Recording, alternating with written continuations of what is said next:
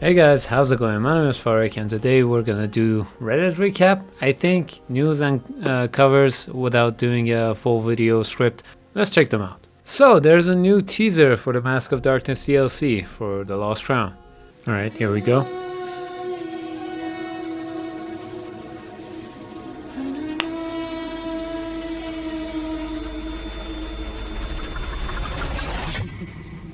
This is definitely Rajan's claws. And Rajan's laughing, possibly having a manic episode, considering what I know. And this scene, if you pay attention, it looks like the first battle that you do in the Lost Crown. I think you were battling the Kushans, and this blood moon thingy, the eclipse. It was a reference to the battle between Darius III and Alexander. According to the legend, when the blood moon eclipse happens, blood will be spilled from the Persian Empire's army, but that didn't take long until they spilled the beans and revealed some information about the DLC and what it's about. What it's really about is what I meant to say. And here's basically Ubisoft telling us what it's about. 4 biggest things you need to know about Prince of Persia, the Mask of Dankness. It's basically Rajan's trauma dump, the stuff that happened to her. As you can see, her village was attacked by Kushans, and her mother was cut down by the game's first boss, General Yuvishka. And the gameplay that you're seeing right now is from the review copies or content creation copies that were sent out. I wasn't one of those, so subscribe.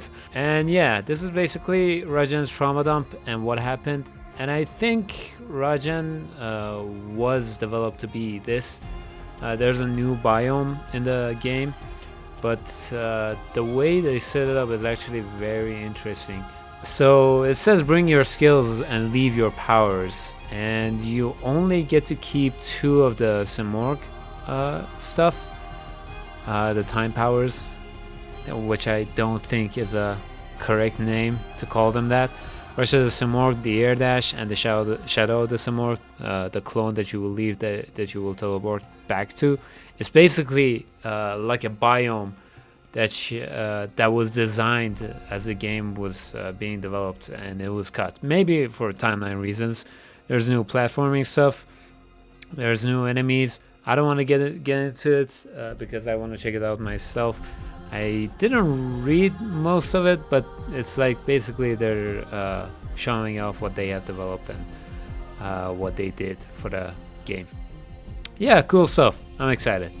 So, there was a video of how faithful Prince of Persia is to the Persian culture.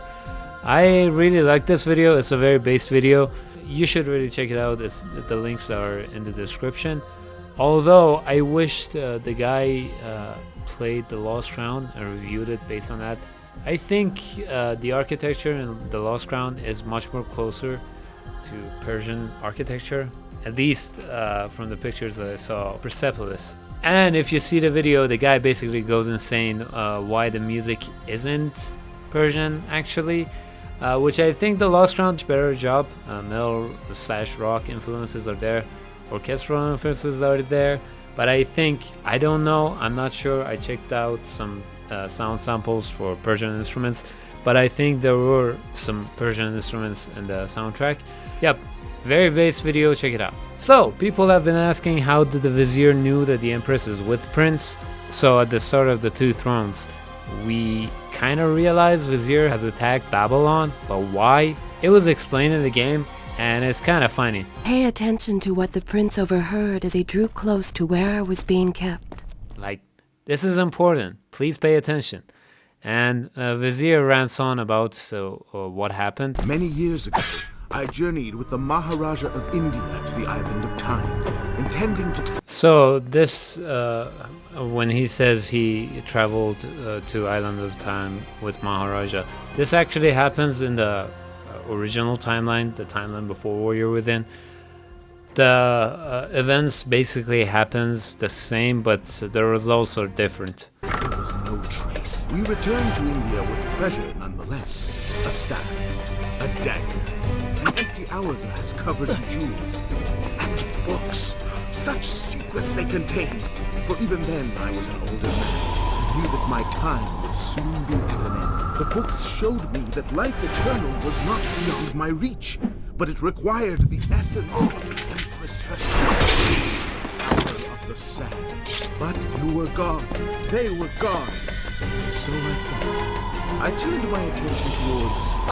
And now we realize that Vizier is all about the pursuit of immortality, and he was talking to Kaileena in this voice line. The rant is to Kaileena herself. And he found the artifacts of time, but the sands weren't created this time in this timeline. You know, Kaileena was yeeted off the original timeline and yeeted into this timeline at a later date, at a much later date. And as you know, the power of the sands and the sands herself are coming from Kaileena herself. So if she died as it was foretold, as in Prince killed her in the first fight, not the second fight, it would happen the same. The events would be the same. But that didn't happen. She was yeeted off into this timeline. And left that dream behind. But then, 4 weeks ago, the dagger stirred and showed me things. Whispered to me in my sleep. It drew me here, towards Babylon. Maharaja... Something happened 4 weeks ago. What was that thing that happened 4 weeks ago? The time that Kaileena dropped into this new timeline was 4 weeks ago. Warrior Within ended 4 weeks ago, according to the Two Thrones timeline. They were on the boat for 4 weeks, banging, probably non-stop.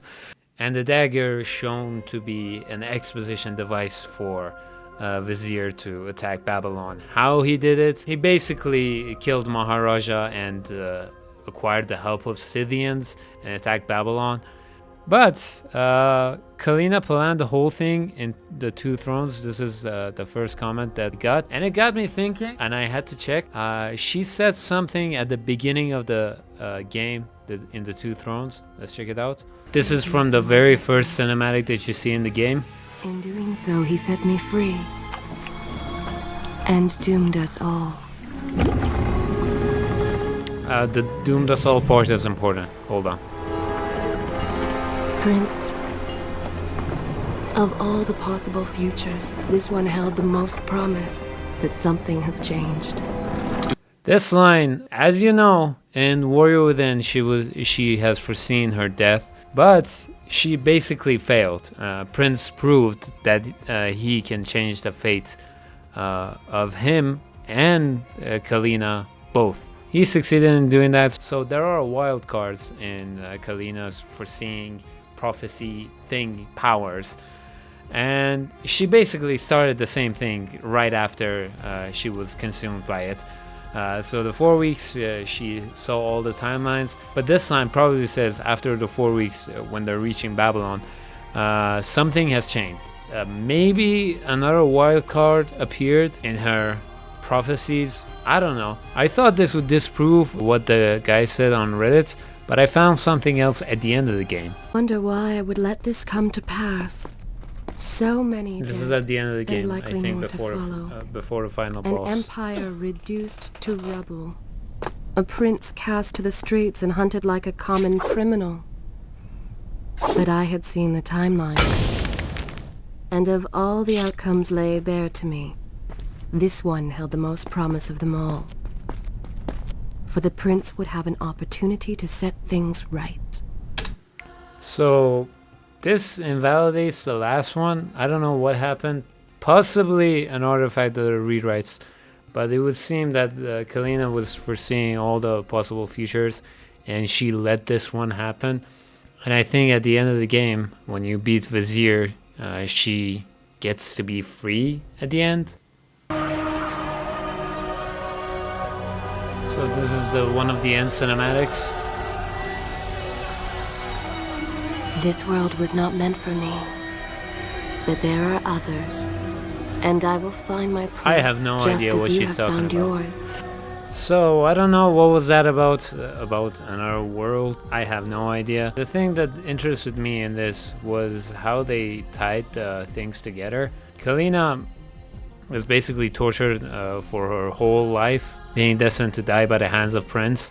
But the thing that made me respect the writing of this game was that Kaileena fought and went toe-to-toe with Prince, not once, but twice. Although she lost both of those fights, and one of them was discarded in one of the timelines. And not to mention the time powers that she herself has. No one else has it in this new timeline. She probably could have done something about it. She let this one happen because this was probably the best outcome. Maybe she could trust the prince, but in the rewrites there was a scenario that Kaileena sacrificed herself out of her own will because Prince failed to do something or something like that. I'm not sure about this. I didn't come close to unraveling that writing of the game. But yeah, I have more respect for the writing. But there are a lot more issues for this game. Another story, an observation from the Lost Crown, or Lost Crow, as they say it. Psychological challenge, that's 3 Snitchers Your Time. It's talking about the impossible climb that the monk or hermit presents to Sargon, and this one actively taunts you. It's not like the other parts of the game that dangles the reward in front of your face, and the taunting is done by you failing over and over again.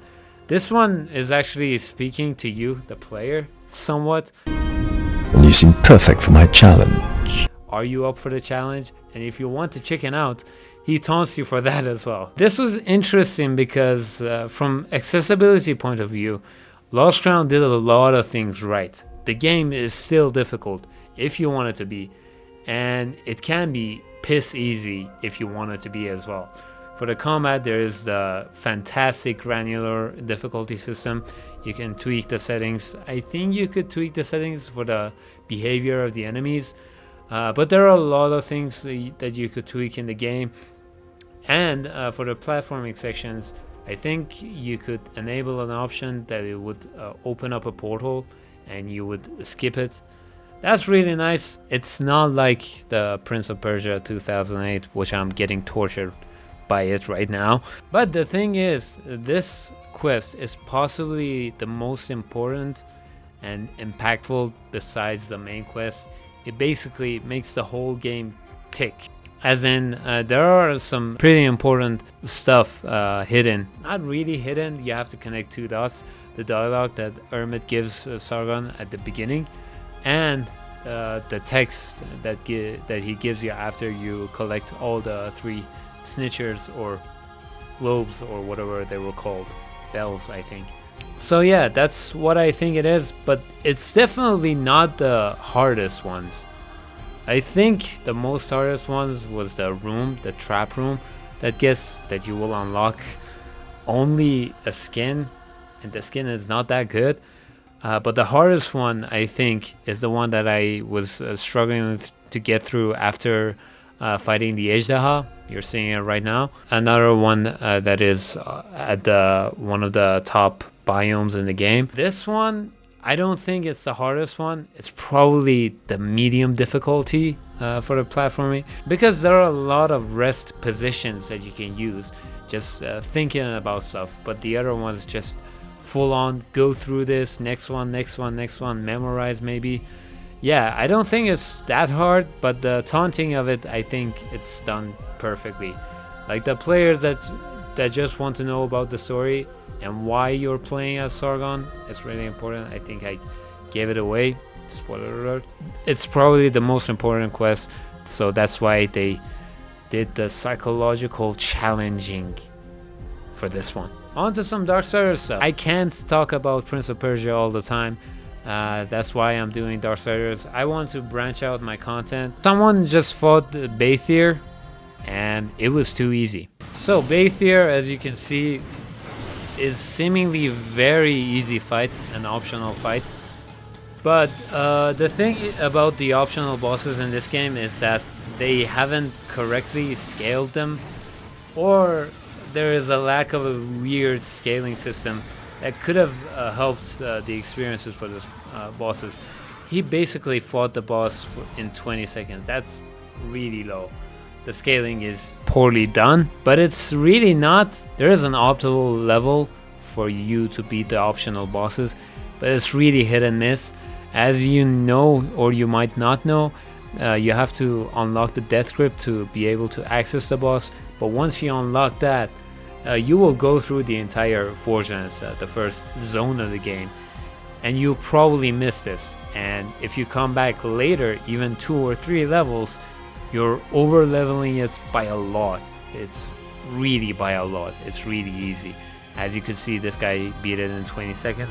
And I won't be surprised if this is very common. And if you unlock it and go back to it as soon as you can, on the screen you're seeing the fights from Argul, one of the other optional bosses. The fight is 5 minutes, and it's really punishing in that level. The guy that did, I don't have my first footage, it was years ago. But yeah, I think there had to be infinite scaling for the bosses, for these optional bosses, because we have no idea what level they are and which level death should be for you to fight an optimally scaled boss fight. But yeah, I think they should have just added infinite scaling for the bosses at least, not for the whole game. That would be really cringe. Assassin's Creed Odyssey, I'm not letting that game go. That would be really bad if they would have done it for the whole game. So the last one that I want to talk about, how did Ulthane not know war? Ulthane claimed he didn't know war, even calling him a stranger. So yeah, I think this is an artifact of not writing the full story or the full lore of the universe. And if you play the Darksiders games one by one, you might have a feeling that they are writing the lore and the story as they're developing each installment. And that's not necessarily a bad thing. Many projects do this. It might lead to some retcons. That definitely happens in writing of the expansive IPs, but it definitely requires more attention. Writers have to pay attention to a lot of details, because in Darksiders 2, everyone knows who Death is, or at least they know there is a rider coming, a horseman of the apocalypse. Be still, horseman. You are wounded.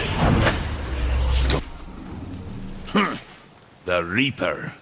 It's about time you came. A horseman in the Forgelands. You're the Nephilim, the one they call Death. How did you get here? And this gets even worse in Darksiders 3, because at the end, Fury specifically mentions War by name to help him. He's innocent on all of that. Ulthane, my brother, War, is an innocent in this drama. If you ever find an opportunity to assist him in any way, I would ask you to do so. I will. But that one in Darksiders 3, I think it's just done as a nod to Darksiders 1. Fest to uphold. Soon, corruption will overtake them all, and only I shall remain. Lucifer and Lilith are talking about stuff that is happening and mentioning corruption, which was the main thing that Death was dealing with in Darksiders 2. But that's not the major issue. As you can see on the screen, Ulthane is getting very up close and friendly with War, possibly checking out the rune on his forehead. You know, the runes are specific to each horseman. And checking out Chaos Eater, a War sword. I think he knows this is probably Ulthane being Ulthane in Darksiders 1, but Darksiders 3 just fucks it up. I will make a video on Darksiders 3. There are more issues concerning Ulthane and what they are doing in Earth. But that was my video. I hope you enjoyed this one. I think I have found a better way to make more content, but at the same time not being so time consuming regarding the script. The editing might be the same, but I think this is a better way for me to push more content. And I hope you enjoy it. Yeah. See you guys in the next one.